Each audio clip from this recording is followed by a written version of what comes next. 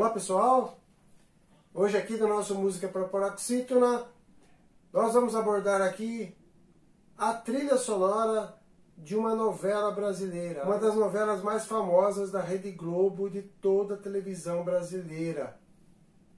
Eu estou falando aqui da novela Selva de Pedra, primeira versão lá de 1972.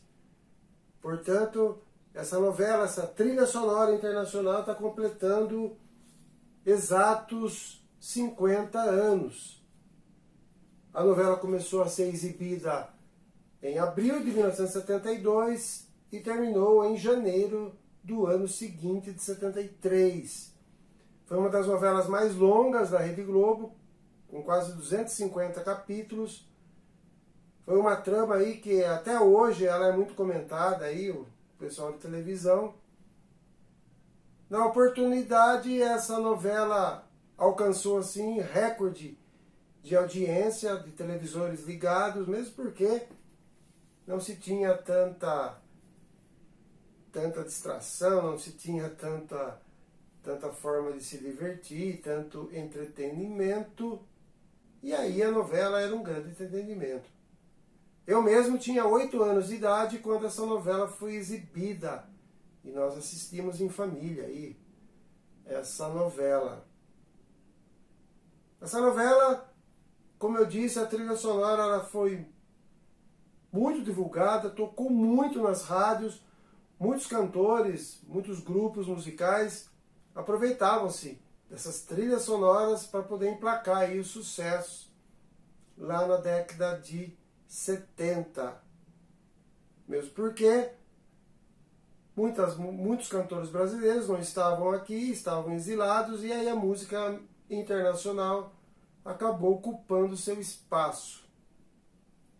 Bom, para falar um pouquinho então dessa trama e falar também da trilha, a primeira música desse disco é Rock and Roll Lullaby, uma música do B. Joy Thomas, um cantor americano aí que nos deixou aí há uns 2 anos atrás.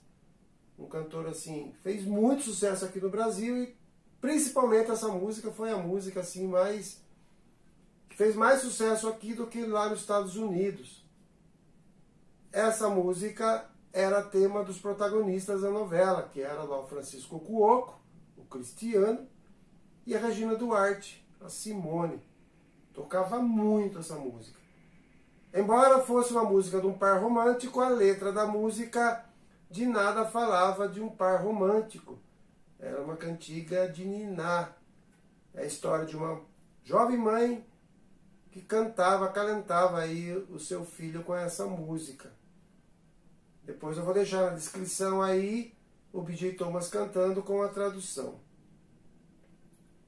A segunda música é a música Jesus. Jesus. É uma música assim meio gospel, movimentada e tal. Foi na verdade cantada pelo Bill Box Group. Na verdade esse grupo era um grupo brasileiro. Na época a gente já tinha na verdade muitos cantores brasileiros que cantavam em inglês. Faziam sucesso em inglês, como a gente já citou várias vezes aqui. Esse grupo mudou de nome, ele era o The Clocks, depois ele virou o The Memphis, e por aí foi. E depois virou aí o Bill Box Group. Quem era vocalista desse grupo era o Dudu França. Muita gente aí que tem os seus 40, 50 anos vai se lembrar do Dudu França.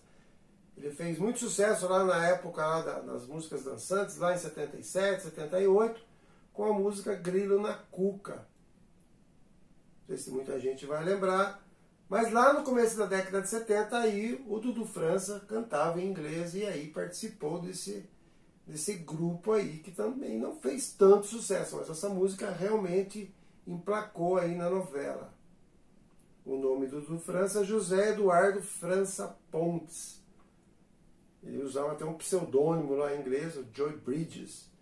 Na verdade, o Bridges ele tirou lá de Pontes. Ele formava aí uma música, aí formava aí um nome aí para poder usar o nome em inglês para não ser reconhecido, para poder dizer que ele era americano. Na verdade, ele era bem brasileiro. Então, o Dudu França, quem quiser pesquisar, vai ver que ele é um grande músico, não, muito além aí do Grilo na Cuca. Tá? Então, Jesus, uma música bem legal, meio gospel, pedindo aí para Jesus voltar e tal. Também bem atual, né? E é mais ou menos isso que a gente está precisando. Outra música também, assim, desse disco, a terceira do disco, é o Floyd Joy. Floyd Joy é uma música lá dos anos 60 que emplacou aí um grupo chamado de Supremes. Supremes é formado por 3 cantoras negras americanas de soul. E vocês vão lembrar aí da Diana Ross. A Diana Ross era uma das vocalistas. Depois nós tínhamos mais 2 vocalistas. Uma, inclusive, faleceu aí ano passado. Um dia a gente vai poder postar aqui o sucesso que fez a Supremes lá na década de 60. Emplacou e tocava bastante também. Depois, seguindo aqui, a gente tem Ain't No Sunshine. Ain't No Sunshine. Aqui é cantada pelo jovem, pelo menino ainda, Michael Jackson. Essa música fez parte aí do primeiro disco solo do Michael Jackson, de 1971. Que ele, logo depois que ele saiu do Jackson 5, lá que ele cantava com os irmãos dele, ele gravou esse disco.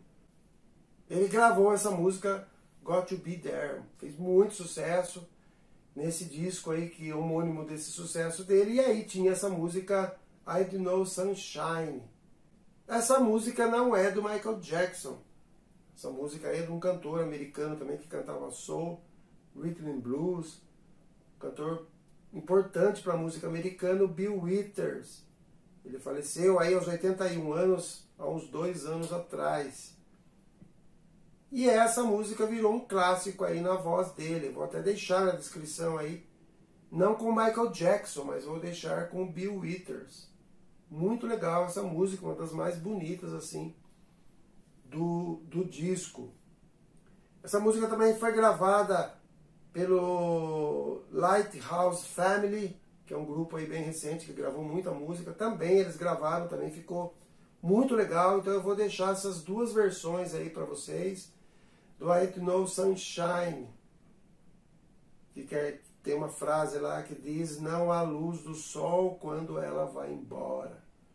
Então, muito legal essa música, curtam aí então com o Lighthouse Family e com o Bill Withers, que é o compositor da música. Seguindo em frente então aqui com o disco, a trilha sonora do nosso Selva de Pedra Internacional, tem a música Song of My Father. É bem legal essa música, foi gravada pelo George Moroder. George Moroder é um cantor aí, um tecladista, arranjador, músico assim, importantíssimo para essa década toda e para a música eletrônica. Ele foi um dos precursores da música eletrônica,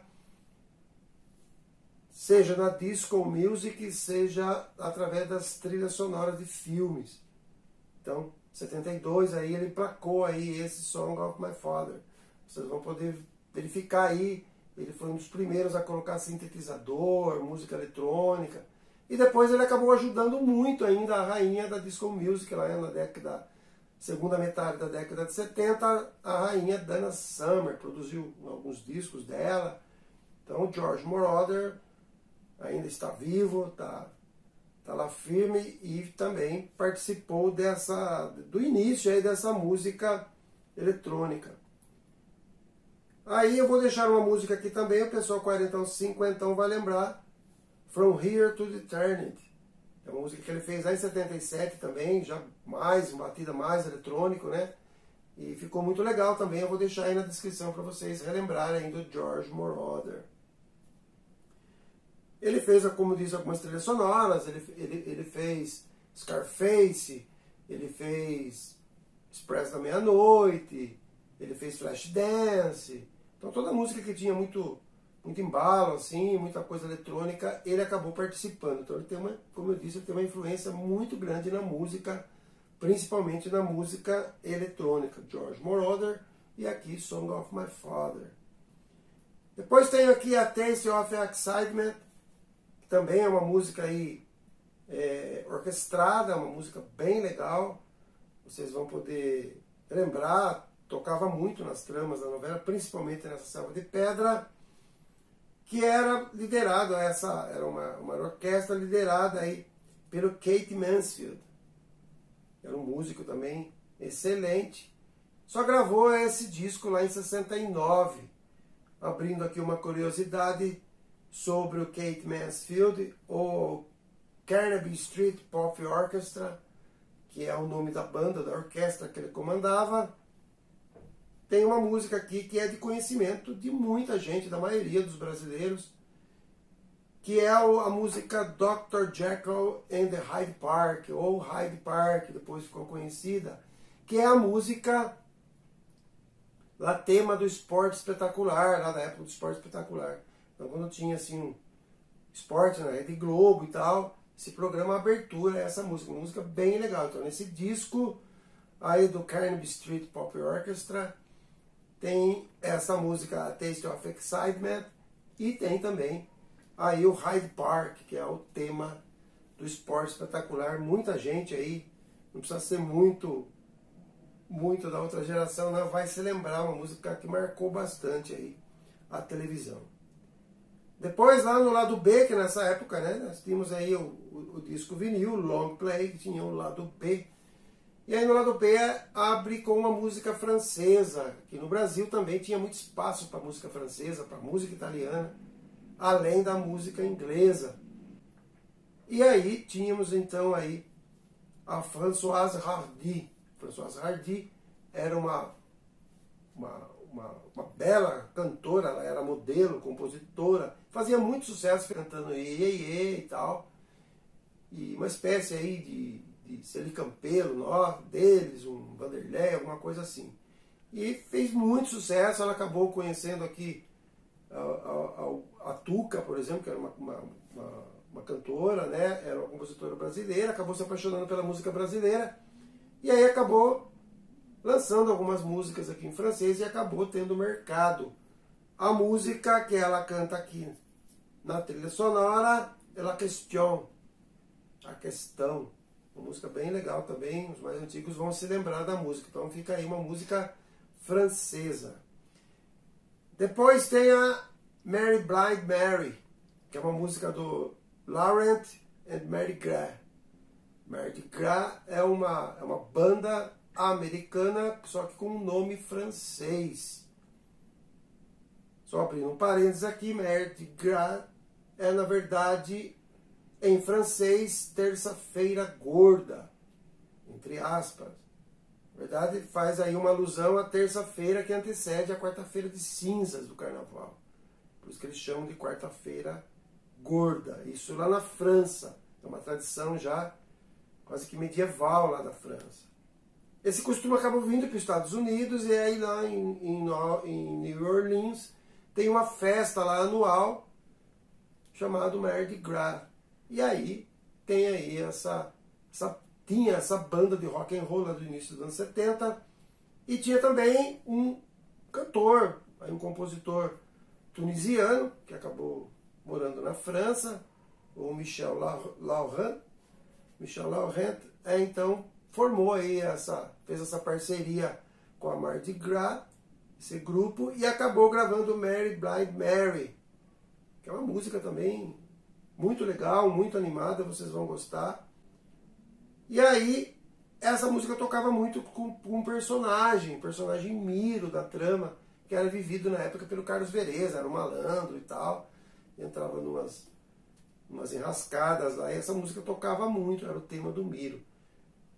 Na verdade, as músicas, elas se identificavam muito com o personagem, então as pessoas ouviam a música, já lembravam do personagem, e vice-versa. Então as músicas ficavam muito aí inconsciente, aí na cabeça das pessoas, né?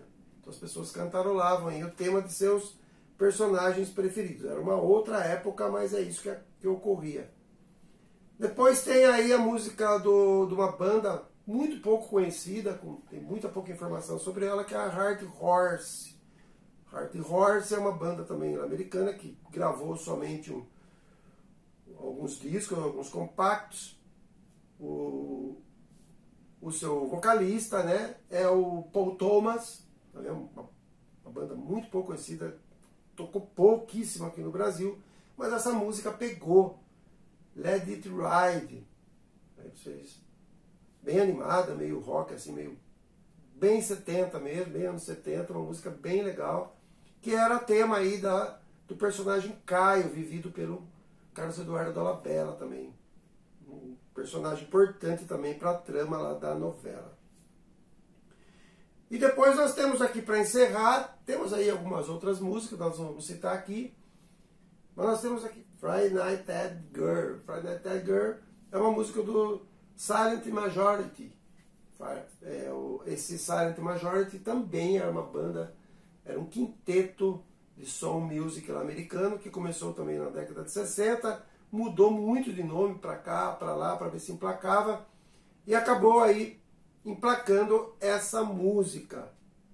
Também uma música também que tocava bastante, mesmo porque ela era um dos temas da personagem Fernanda, vivida pela grande Diniz Fátima, uma atriz aí que já faleceu, mas os mais antigos lembram dela, era uma fera, essa atriz. Ela, nesse ano, ganhou o prêmio de melhor atriz do ano. Acabou até desbancando aí o casal protagonista aí, que era o Francisco Coco e a Regina Duarte.